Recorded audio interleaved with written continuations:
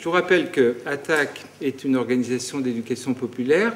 Notre objectif, ce n'est pas de vous livrer du prêt-à-penser. Donc, ni Alain ni Pierre vont vous dire ce qu'il faut penser, mais vont soulever une multitude de questions. Et donc, pendant 3/4 d'heure, 1 heure plutôt, on va leur donner la parole. Et puis ensuite, on souhaite un échange, et l'échange qui soit aussi vos réactions à partir de votre vécu, de vos engagements, de ce que vous vivez. Et je crois qu'aujourd'hui, quand on dit la guerre sociale est déclarée, la dernière déclaration du ministre des Affaires européennes, Laurent Wauquiez, témoigne de cette guerre de classe lancinante et de cette guerre qui nous est véritablement déclarée. Alain, à toi. Merci. Je voudrais commencer par une citation, deux plutôt, à propos de la guerre, parce que sociale, je ne sais pas, mais la guerre, c'est sûr. La qualifier est un peu compliqué. Vous connaissez la phrase de Clausewitz, qui est quand même un théoricien reconnu de la guerre, comme quoi la guerre serait la continuation de la politique par d'autres moyens. Et Michel Foucault, dans ses cours au Collège de France qui ont été publiés, notamment dans le volume sur « Il faut défendre la société », dit la chose suivante. Clausewitz, c'est bien, mais peut-être que c'est dans l'autre sens qu'il faut le prendre. Très précisément, sa citation, c'est « L'ordre civil est un ordre de bataille, la politique, c'est la guerre continuée par d'autres moyens. » Je commence par là parce que je pense que ce que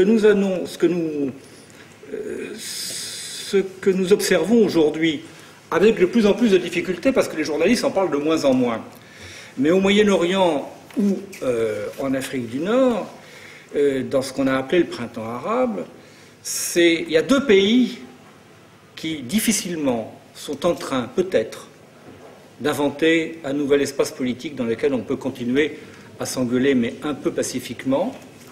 C'est l'Égypte et la Tunisie, mais pour le reste, c'est la guerre. Pour le reste, c'est la guerre. La Libye, c'est la guerre. Le Yémen, 19 morts hier. La Syrie, 19 morts hier. Oman, on n'en parle pas, mais il y a toujours des émeutes. Bahreïn, ça a été écrasé. L'Algérie, il y a des émeutes tous les jours. En Algérie, c'est quand il n'y en a pas, on s'inquiète, on se demande qu'est-ce qui est en train de se passer. Donc, ce printemps arabe, il y a deux régimes qui ont réussi à basculer, parce qu'il y a eu la concomitance, d'un soulèvement populaire, dans le prolongement d'un mouvement d'émeute dont je vous parlerai tout à l'heure, deux, une armée qui a choisi le camp du peuple, et trois, un président des États-Unis qui a téléphoné aux dirigeants de l'armée en leur disant « vous pouvez y aller ». Il a fallu les trois quand même. Si on n'avait pas eu Bush, on n'avait pas eu Obama, ça ne serait peut-être pas passé comme ça. Mais quand l'armée ne choisit pas ce camp-là, c'est dramatique. Et c'est la guerre. Et ce sont des scènes de guerre, des guerres directes au peuple. Hier, il y a des quartiers résidentiels dans une petite ville à côté de El-Harar, à côté de Dera, dans le sud de la Syrie, où les chars ont directement bombardé les maisons. On fait la guerre aux gens. On pensait que la guerre aux gens, c'était, dans les années et les décennies qui viennent de s'écouler, c'était simplement limité à quelques régions du monde, où on se disait il y avait une spécificité, comme par exemple Israël, la Palestine. Là on fait la guerre aux gens, mais ça fait longtemps, mais on pense que c'est... Ou ça a été le cas un petit peu en Afrique du Sud aussi, mais depuis que c'est la fin de l'apartheid, on pense que c'est fini, c'est pas sûr. Donc, on a des États aujourd'hui qui font, quand ils sont remis en cause, qui font la guerre aux gens. Ce n'est là qu'une situation paroxystique d'un dispositif général que je voudrais essayer de vous faire partager, enfin, de l'analyse, j'aimerais vous en faire partager l'analyse, qui est un dispositif dans lequel nous sommes tous, parce que si j'ai une singularité d'approche, c'est que je pense que nous sommes dans des phénomènes mondiaux, bien sûr, à chaque fois, qui se cristallisent, qui prennent des formes nationales très fortes, mais il y a des grandes logiques mondiales. Il y a des grandes logiques mondiales qui font que le capitalisme, il est plus qu'il était, et c'est une grande logique mondiale, que du coup, c'est une des conséquences. L'État n'est plus ce qu'il était, même s'il reste profondément national dans ses choix, dans ses effets, dans ses actions, y compris policières et militaires. Donc le communisme n'est plus ce qu'il était, l'État n'est plus ce qu'il était, et du coup la politique elle a beaucoup de mal à continuer à exister parce que les systèmes de représentation se sont complètement effondrés et dans le monde entier, quels que soient les régimes, et donc les gens qui se révoltent essayent de trouver des voies de révolte qui ne sont pas tout à fait ceux auxquels on est habitué. D'ailleurs, quand ça se passe en France, des fois, on n'est pas tous d'accord sur la façon d'aborder les choses, c'est-à-dire la question de l'émeute. Donc l'économie n'est plus ce qu'elle était, je vais aller vite, mais quand même, il faut prendre la mesure de la prédominance, de la logique prédominante, partout, dans tous les domaines de la logique prédominante de la financiarisation de l'économie. Il y a aujourd'hui, le capitalisme est un capitalisme financier. Ce qui reste du capitalisme, et il est fort matériellement, du capitalisme industriel et du capitalisme usinier classique fordiste, est sous la botte, sous la logique, sous la férule des exigences de rentabilité financière. On sait à quel point les exigences de rentabilité financière des marchés financiers, qui ensuite se répercutent sur les actionnaires et sur la bourse, ont des effets absolument destructeurs et sur les entreprises, et sur le travail, et sur le sens du travail, et ça se termine par des suicides au travail. Aujourd'hui, nous avons affaire à un capitalisme qui, ne sachant plus, on pourrait revenir sur les analyses de Tony Negri sur le travail immatériel, ne sachant plus comment exploiter à l'ancienne dans le sens, au sein de l'entreprise, cherche à tirer de l'argent de la totalité des aspects de notre vie, de gré ou de force, et la plupart du temps, plutôt de force que de gré, en imposant par des monopoles de vente, des monopoles de situation, par la police pour ce qui est du téléchargement Internet, etc., en imposant la solvabilité de tout échange entre personnes. Donc nous sommes dans une logique rentière, et une logique rentière prédatrice et destructrice. Si on n'a pas ça en tête, il y a quelque chose qu'on ne comprend pas dans les logiques d'ensemble et dans la façon dont, quand on continue à se battre simplement au sein de l'entreprise, on est complètement pris à revers parce que des fois on se retrouve avec des adversaires qui sont dans la même charrette vis-à-vis des marchés financiers que nous. Le problème, c'est que les États, aujourd'hui, ne sont pas, là aussi ça a changé, ils ne sont pas au service de la grande bourgeoisie. Les États sont des instruments directs, sont devenus des instruments directs de la récolte de la rente foncière, de la rente financière. Je m'explique. Il y a une opération tout à fait, on est à attaque, donc je pense qu'il y a des choses que vous connaissez, tout à fait extraordinaire, qui s'est appelée l'autonomisation des banques centrales. Avec l'autonomisation des banques centrales, dont un des plus beaux exemples connus est la BCE, on a inventé, c'est une opération comptable, on a inventé le déficit budgétaire et la dette des États. Puisque avant, on pouvait se faire prêter de l'argent par la Banque centrale, ce que les États-Unis peuvent faire, que le gouvernement américain peut continuer à faire auprès de la Banque fédérale, mais pas en Europe. Donc on ne peut plus faire marcher la planche à billets.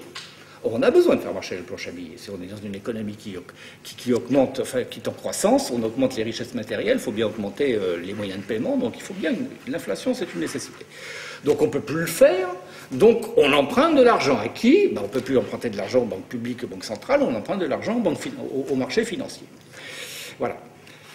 Jusqu'ici, tout va bien, à peu près. Et puis les marchés financiers qui font ça surtout, qui jouent sur la dette, qui prêtent de l'argent à l'État grec en l'aidant à trafiquer un peu ses comptes, disant allez-y, et qui, le sachant, du coup, des lits d'initiés, font de la spéculation contre la dette de l'État grec par ailleurs. Voilà. Tout ça arrive à des jeux dont on connaît le résultat en 2008, c'est la crise des subprimes. Parce qu'à un moment donné, quand on fait de l'argent avec de l'argent, ça correspond quand même à des richesses matérielles. Et puis quand les gens ils disent, bon voilà, moi pour l'instant j'ai des titres, je veux ma richesse, qui c'est qui paye? Celui qui est au bout de la chaîne, ça pompe la richesse du pays. Donc les banques se retrouvent un petit peu en difficulté, beaucoup moins que les milliers, des dizaines de milliers de familles américaines qui se retrouvent à la rue. Mais enfin, elles crient plus fort, donc les États renflouent les banques avec un argent qu'ils n'ont pas. Vous entendez bien? Et donc, ils empruntent. Ils empruntent à qui? Ils empruntent aux banques. Donc, ils empruntent aux banques et ils vont rembourser aux banques. Ils vont créer de la rente financière aux banques. Avec quel argent? Avec l'argent des impôts. Ça fait que la fiscalité, aujourd'hui, pour une bonne part, dans les grands États développés, est un agent direct de récolte de la rente financière. Ça pose plein de problèmes. Mais ça pose aux États, de plus en plus, et on le voit avec l'État grec, mais il n'y a pas que lui, de loin, il n'y a pas que lui, un problème considérable de légitimité vis-à-vis de son peuple. Parce que la mondialisation n'a pas fait disparaître les États nationaux. Les États nationaux, c'est des préfectures, et ils gardent l'essentiel des moyens fiscaux, des moyens répressifs, des moyens administratifs. Donc la mondialisation, elle est gérée par des États nationaux, sauf que ces États nationaux qui ont fondé leur légitimité sur le fait qu'ils pouvaient dire qu'ils représentaient le peuple, c'est l'article 3 de la Déclaration des droits de l'homme de 1789, la souveraineté est tirée de la souveraineté nationale, la souveraineté de l'État vient de la souveraineté nationale, donc ces États ils tirent leur légitimité du fait qu'ils défendent leur peuple, normalement, ou qu'ils sont censés le faire. Or, les États, on le voit bien que l'État grec, avec d'autres, ils rendent des comptes à qui? Ils rendent des comptes aux marchés financiers, aux agences de notation, aux États qui jouent aux banquiers, c'est-à-dire les autres États européens qui empruntent de l'argent sur les marchés financiers à des taux un peu plus bas, qu'ils reprêtent à l'État grec à des taux un peu plus hauts, etc. Donc, et au peuple, pas beaucoup. Et les peuples font l'expérience, et la Grèce c'est le cas, que quelle que soit la majorité au pouvoir, ça ne change pas grand-chose dans la logique, puisqu'elle est contrainte, cette logique gouvernementale, et cet usage de la fiscalité est contrainte par des logiques qui ne sont pas des logiques publiques, et qui sont des logiques qui imposent leurs lois aux États.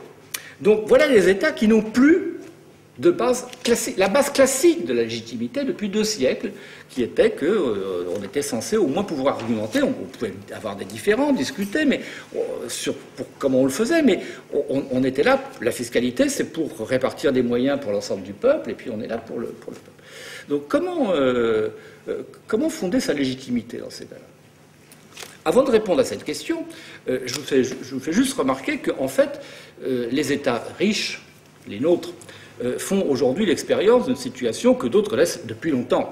Parce que la mainmise des organismes financiers sur des États endettés, d'autres l'ont connu avant, les États du Sud, les États qui sortaient de la colonisation, l'effondrement financier de l'Argentine, c'était quand même ça, ce qui est quelque chose qui est resté dans le souvenir des Argentins de façon très, très rude, hein, parce que comment l'État argentin a récupéré de l'argent? Un jour, vous savez, vous allez à la banque, vous allez devant une machine, vous mettez votre carte bleue et on vous dit que votre compte est vide. C'est pas vous qui l'avez vidé, c'est l'État. C'est comme ça qu'ils ont fait.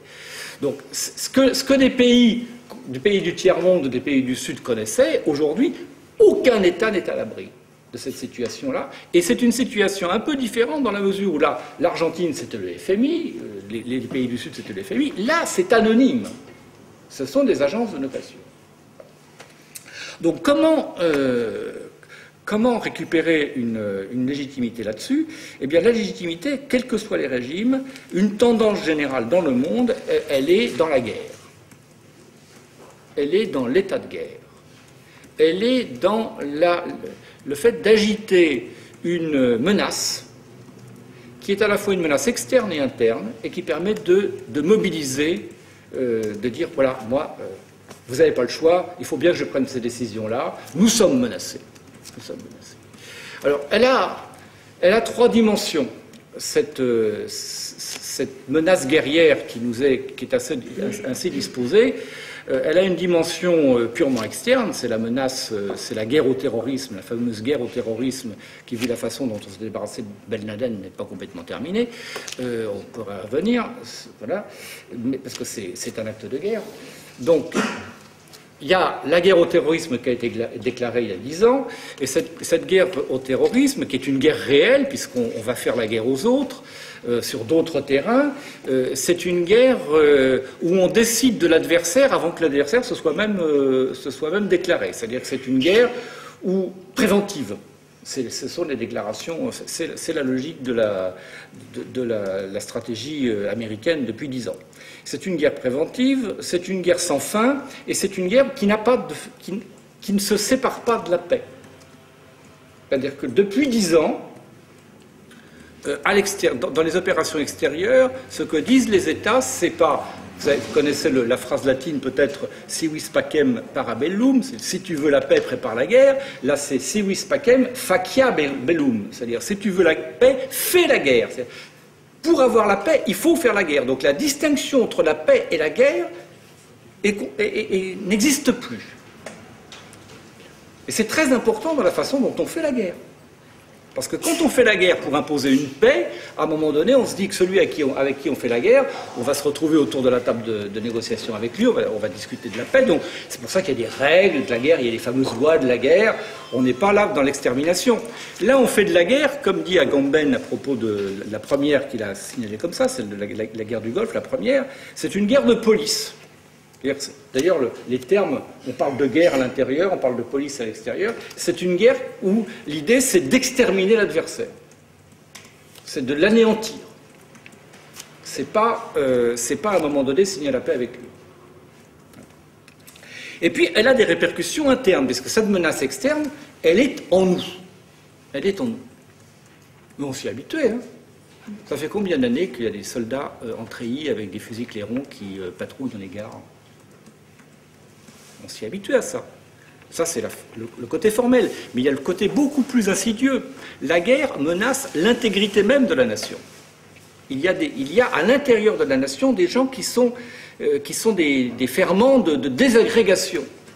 Et alors là, l'éventail est large. L'éventail est large. C'est les immigrés, c'est les musulmans, c'est les intégristes. Dans le football, c'est les binationaux.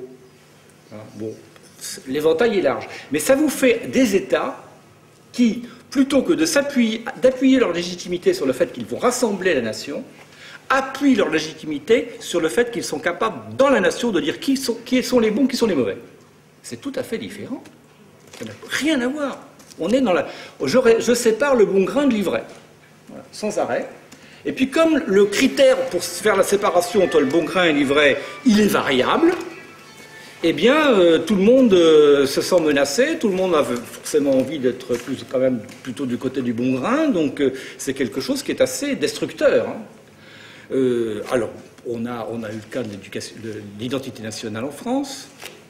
Le débat sur l'identité nationale, ça peut prendre des tournures beaucoup plus dramatiques, parce que l'équivalent de l'identité nationale en Côte d'Ivoire, ce qu'on appelle l'ivoirité, qui est un truc qui a été lancé par le président Bédier il y a déjà quelque temps, c'est au nom de l'ivoirité que Laurent Gbagbo a décidé que Alassane Ouattara n'était pas ivoirien, que tous les gens qui votaient dans le nord de la Côte d'Ivoire n'étaient pas ivoiriens, que donc le résultat du 28 novembre était faux, et que donc il restait au pouvoir, et que donc ça s'est terminé par des centaines de morts et des massacres.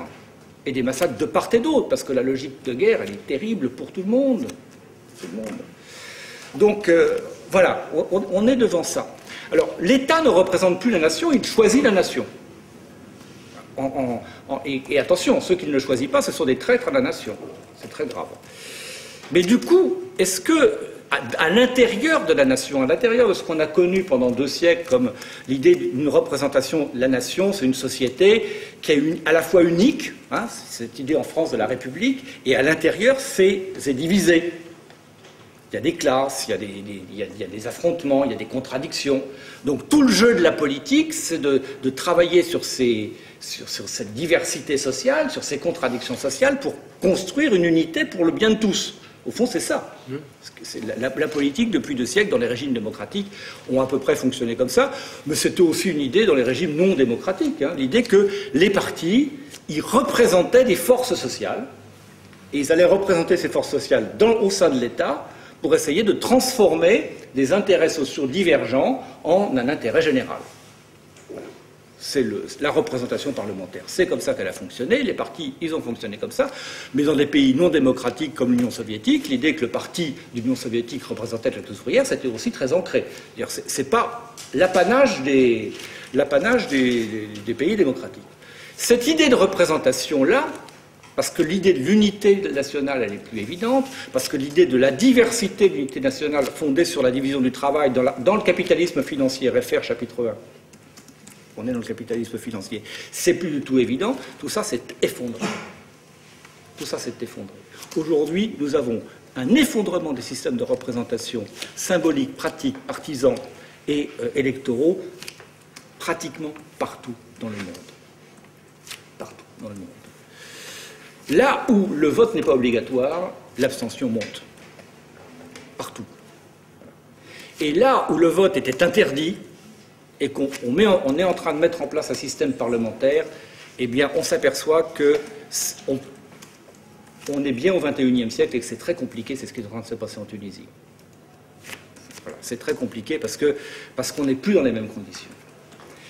Alors, dans l'absence de cette représentation, cet effondrement de l'espace de représentation, ça a une conséquence considérable, c'est que des gens, des individus ou des groupes qui ont des choses à faire valoir, qui ont des intérêts, un point de vue, ça peut être très général, ça peut être très particulier à faire valoir, aujourd'hui, ils ne trouvent plus d'interlocuteur auprès de l'État. Ni interlocuteur, ni médiateur. Regardez les retraites, le mouvement qu'on a eu, je pense qu'on en reparlera tout à l'heure, nous avons affaire aujourd'hui à des États qui ne négocient plus. Vous n'êtes pas content? C'est bien, c'est normal. Vous manifestez? C'est bien, c'est normal. Vous voulez discuter? Ah non. Non, nous on a pris des bonnes décisions, mais allez-y, c'est la démocratie, hein, allez-y. Voilà. Voilà. Non, mais voilà. Et au bout du compte, qu'est-ce qui se passe? On finit par s'user et ça passe, quoi. Et on en a eu cette expérience-là. 2 ans auparavant, l'ensemble du monde universitaire, on a eu une expérience sur la LRU, hein, sur la réforme de l'université. Franchement... des obstinés. Oui, on a fait le tour, on a fait la ronde hein, devant l'hôtel de ville là, pendant des jours, et puis il ne s'est pas passé grand-chose, sauf qu'on a fini par arrêter de faire la ronde, et puis la LRU est passée. Donc il y a l'absence d'espace de représentation, c'est l'absence d'espace y compris de débat démocratique, mais c'est vrai sur une expulsion de logements, c'est vrai à toutes les échelles. Voilà. Et c'est vrai partout. Donc, moi, je pense qu'il y a un petit rapport entre ça et le phénomène que j'observe obstinément tous les matins depuis 4 ans, qui est la montée générale, dans le monde entier, des émeutes. Des émeutes. C'est-à-dire des moments où les gens, pour pouvoir avoir un interlocuteur, finissent par se mettre un petit peu en colère et se mettre sérieusement en danger physiquement. Le comble de l'émeute, c'est l'immolation par le feu. Voilà. Mais le livre qui est là, j'ai terminé de l'écrire en mai 2009. J'ai travaillé sur environ 250 cas d'émeute. En 2010, en 2009, sur la totalité de l'année, j'en ai compté 540 dans le monde entier. En 2010, j'en ai compté 1238. Depuis le 1er janvier, j'en suis à plus de 800. Donc, au rythme où ça va, ça continue à monter. Ça continue à monter sur des questions, on pourra en discuter, parce que là, je vais m'arrêter quand même dans 6 minutes, précisément. On pourra en discuter, mais sur des questions récurrentes dans le monde entier, sur la question des coupures d'électricité, par exemple. Ça ne nous arrive pas encore. sur la répression du commerce informel, sur le logement, sur la vie chère. Parce que ne croyez pas qu'il y a des gens qui vous disent qu'il va y avoir des émeutes à cause de la hausse des prix. Mais il y a des émeutes à cause de la hausse des prix. Vous savez que depuis 10 jours, il y a des émeutes aux Maldives, en Ouganda, voilà, et avec des morts. Donc il y a comme ça des situations récurrentes, et avec des modes opératoires extraordinairement approchants d'un bout à l'autre de la planète. Ça, c'est étonnant. Donc c'est pas vraiment... Moi, ça m'a bien sûr étonné de voir comment... Parce que pour l'instant, j'observais des émeutes en nombre croissant. Et à un moment donné, il y a une émeute qui a eu lieu le 17 décembre de l'année dernière, dans une petite ville dont personne ne connaissait le nom avant, à part les habitants, qui est Sidi Bouzid, dans le centre-sud de la Tunisie. C'est une émeute, je dirais, normale. Qu'est-ce que j'appelle une émeute normale? C'est un jeune qui est mort alors que les forces de police étaient impliquées dans l'affaire. Des cas comme ça, on en a connu en France. 3 semaines, en 2005 quand même. On en a connu une quarantaine de cas, plus de 44 cas dans l'année 2010 dans le monde entier, dont un certain nombre de cas en France. Donc, classique, un jeune meurt, la police est impliquée, là, la police et les jeunes descendent dans la rue. Et on les appelle des casseurs. Voilà. C'est un jeune qui faisait du commerce informel. Ça, on ne le sait pas encore en France, mais c'est quelque chose qui est aussi mondial, la répression du commerce informel, parce que dans une jeunesse, je vais finir là-dessus, qui aujourd'hui n'a plus beaucoup d'avenir, ni beaucoup de présent d'ailleurs, dans le monde entier, les petits boulots, c'est quelque chose d'absolument essentiel. Et dans les villes du monde entier, il y a une répression du commerce informel, et dans les villes du monde entier, sauf en Europe encore, peut-être que ça viendra, c'est un déclenchement d'émeutes possible. Le fait nouveau dans le cas tunisien, c'est qu'en l'espace de quelques semaines, ce qui a été ce qu'on aurait appelé le gouvernement français, de ce point de vue-là, Lieu-Marie était tout à fait sur la bonne longueur d'onde, on sait faire, hein, c'est une émeute de jeunes. Donc, en quelques semaines, 2 semaines à peine, cette jeunesse urbaine, confrontée aux brimades de la police quotidienne, comme partout dans le monde, a réussi à agréger autour d'elle un nous collectif, qui n'était pas un nous de classe, qui n'avait pas eu de drapeau rouge, qui n'était pas un nous religieux, pas de drapeau vert, qui était un nous national, une nation qui se rassemblait, elle, sur ses propres critères, et qui disait à l'État, là, vous, dégage. Ça, c'est le fait nouveau. Ça a eu lieu 2 fois, pas plus, là, c'est en Tunisie, en Égypte, dans des cas dans des situations un petit peu différentes.